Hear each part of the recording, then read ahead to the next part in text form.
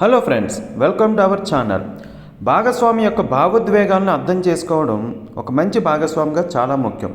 భావోద్వేగాలను ఎలా చూడాలి, ఎలా అర్థం చేసుకోవాలి, ఒక మంచి భాగస్వామిగా ఇది చాలా ముఖ్యం మనకి. మీరు చేయవలసిన మొదటి విషయం ఏంటంటే, మీరు ఇప్పుడు ఏ ఉద్వేగంతో ఉన్నారు? కోపంగా ఉన్నారా, చిరాగ్గా ఉన్నారా? మీరు ఎలాంటి భావోద్వేగాన్ని అనుభవిస్తున్నారు? అది ఎందుకు? దాని సందేశం ఏమిటి? ఇప్పుడు మీరు అది చేయవలసిన పని ఏంటి? మీకు ఆ భావోద్వేగం ఎందుకుందో అర్థం చేసుకోవడానికి మీకు మీరే ఒక క్వశ్చన్ వేసుకోవాలి. ఎగ్జాంపుల్, ఆందోళనగా ఉంటే నేను ఎందుకు భయపడుతున్నాను? ఒకవేళ విచారంగా ఉంటే అసలు ఏం కోల్పోయాను? కోపంగా ఉంటే అవతల వ్యక్తి వల్ల నా రూల్స్ ఏమైనా దెబ్బతిన్నాయా?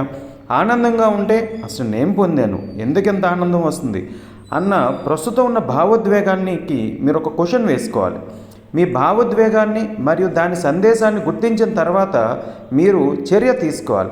ఈ ప్రస్తుతం ఉన్న పరిస్థితిని పరిష్కరించడానికి ఏదైనా మార్గం ఉందా? అంటే కోపంగా ఉంటే ఎందుకు కోపం వచ్చింది, చిరాగ్గా ఉంటే ఎందుకు చిరాగ్గా ఉన్నాను, ఆనందంగా ఉంటే ఎందుకు ఆనందంగా ఉన్నాను, మీరు క్వశ్చన్ వేసుకోవాలి.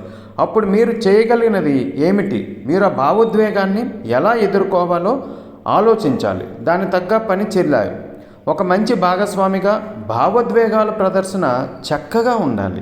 లేదనుకోండి, ఖచ్చితంగా మీకు మీ భాగస్వామికి మధ్య గొడవలు వచ్చే అవకాశం ఉంది. ఎందుకని భావోద్వేగాలు మనం ఎక్కువగా చూపించేది మన భాగస్వామి దగ్గరే. మరి మీరేమంటారు ఫ్రెండ్స్? మా వీడియోస్ నచ్చితే లైక్ చేయండి, షేర్ చేయండి, కామెంట్ చేయండి. Thank you.